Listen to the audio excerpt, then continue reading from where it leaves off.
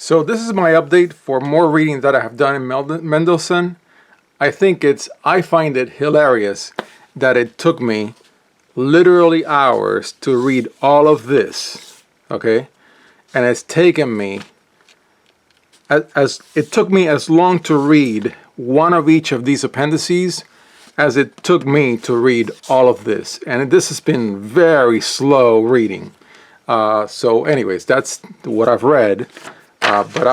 When I first bought Terence Tao's beautiful pair of books on analysis from his lectures that he put out from UCLA, I knew that at some point he did the piano system. He did it in chapter 2, the piano axioms. And I thought that was interesting, but I thought, I don't know, why did he do that? And I want to read a little bit from where he talks about what he did, just because I think it fits my update for Mendelson. Okay, so it says here, exponentiation is nothing more than repeated multiplication. 5 to the third is nothing more than 3 5s multiplied together. Multiplication is nothing more than repeated addition. 5 times 3 is nothing more than 3 5s added together. Then he's got a parenthesis. And addition, it is nothing more than the repeated operation of counting forward or incrementing. This is beautiful. Very well stated. And I have a little fly in here that just flew by. You probably saw it. I can see it right over there. Actually, I think I want to point to it. Anyways, never mind. We'll just keep going. So I love this. I like that he does the piano system, and I've been reading about it in Mendelson, looking back here every now and then. So that is Mendelson, and so let's go to it. The appendices were very long reads, and I enjoyed them, but here, after I finished chapter 1, which I think is what I discussed last time, let me move this way, I read the piano systems right here. And this has been very interesting reading, very hard, because, and this goes back to the appendix of chapter 1 in Baby Rudin, when you're doing one of these constructions, you're starting from scratch, and in some cases you don't have access to other things. So for example, if you're defining the piano system for addition, you don't yet have access to multiplication. That's a good example, I think. And so yeah, I read all of this. I've read most of this chapter by now. Great stuff. Again, I think it's very interesting. I never thought that I would care for the piano system until now that I've read about it, and I'm like, oh wow, this is very, very good to know. Very good to know. So then in the appendices, I want to get to the Dedekind cuts, but I'm not there yet. I think I'm going to have to read a lot more of Mendelson to get there. Probably almost the whole book. So then the meat of this discussion is Appendix D, and this is the reason why this book is here, by the way. So in Appendix D, it's all about cardinal numbers. Great, thorough discussion. And then there's the Schroeder-Bernstein theorem, which is really, if A is a subset of B and it's an and B is a subset of A, then A is equal to B.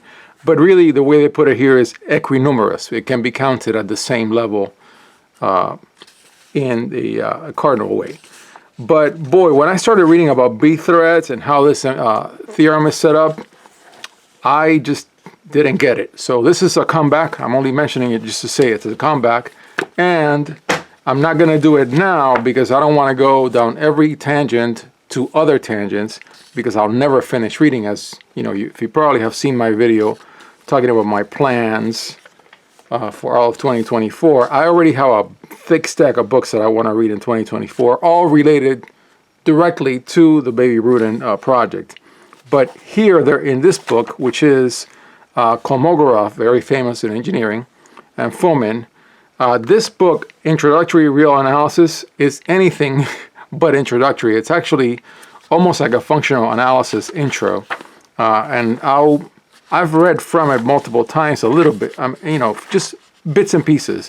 And maybe someday I will do it, although with my experience with Nahari, I'm kind of wary of Dover books, and I'm doing a Dover book with Mendelson, but I think Mendelson turned out to be pretty good. I worry about these books having different notation and me getting lost. For example, in Mendelson, P is really N, the natural numbers. He just uses P for positive numbers. So anyways, there's a proof of the Cantor-Bernstein theorem in this book. I may read it, but hopefully I'll understand this one instead of the one that I tried to read in Mendelson. Then to my notes, now I've got these notes where I've got everything from every book in the same book, and I keep a log here of where I am. So for example, on page 44 of these notes is the last time that I read TBB. Page 28 is the last time that I read Abbott. And then page 121 is when I was on the 58th note page for Rudin. So I'm keeping a tab of each book. And then in the case of the Mendelson reading, it's really just a reading of the book. So I'm not going to go in detail here because I just showed you folks the book. But yeah, just going through cardinal. Again, the shorter Bernstein theorem. Cardinal numbers in really gory detail, very detailed proofs. Yeah, this was a lot of work, but I loved it. I thought it was great. I think it adds more to what I already did in all the other books, and I'm glad that I did. And actually, it's the reason why Mendelson is not going to be a drop. Mendelson, I'm going to want to read the whole book. So the way he explains finding something is equinumerous, finding something is countably infinite, is very interestingly done, deeper than in all the other books. Then, of course, once we get into chapter 2 with the piano systems, yeah, I never thought that I would enjoy because it's like being an architect and somebody's telling you before you become the architect, I'm going to give you the ruler, but we're going to build the ruler. And so this is why I understand why many analysis books don't deal with the piano system, and incredibly enough, Terence Tao did, which I think is wise. Now looking back, like I said, when I first bought the book, I was like, why is he doing that? But now I'm like, I get it, and I get why. Baby Rudin has the Dedekind construction, and yeah, it's gonna take me a while actually to be able to understand it, and I hope I get to that point.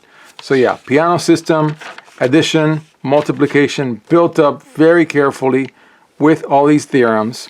Now in the case of Appendix E in this book built up some set theory, and it is called the, let me see where it starts. The Zermelo-Frankel Skolem system, the ZFS system. And this is why each of the theorems is ZFS 1, 2, 3, all the way to 13. All the way to 13. So it builds out intersections, unions, transitive. Yeah, there you have it.